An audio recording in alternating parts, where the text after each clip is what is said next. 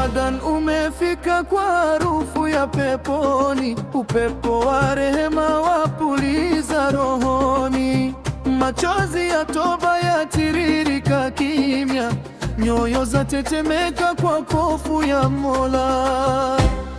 Tulipotea njia katika pilika pilika, lakini leo tumerudi kwa Rabu wetu kwa unyenyekevu mkubwa. Mwezi wa nuru umechomoza tena kama alfajiri baada ya usiku mzito wa dhambi. Ramadhan, ewe mgeni mtukufu, umetuletea zawadi ya kusamehewa. Milango ya rehema imefunguliwa wazi na sauti za dua za paa juu mbinguni. Njaa yetu ni siri baina yetu na Mola, kiu yetu ni ushahidi wa mapenzi ya ibada. Tunasimama usiku kwa macho yaliyochoka, lakini mioyo imejaa mwanga usiozimika. Qur'an yasikika kwa sauti za unyenyekevu, aya zake zatuliza mawimbi ya nafsi.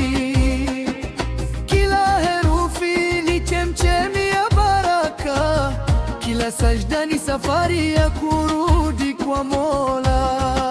Ewe Allah, tubadili ndani yetu, usiache Ramadhan ipite bure. Futa makosa tuliyoyaficha na yale tuliyoyafanya wazi mchana.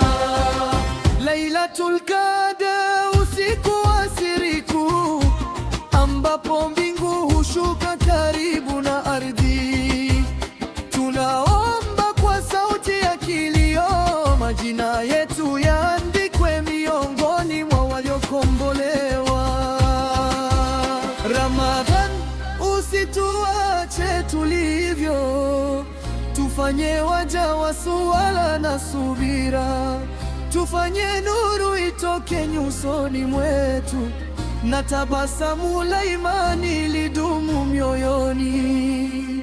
Na utakapotuaga ewe mwezi mtukufu, usiondoke na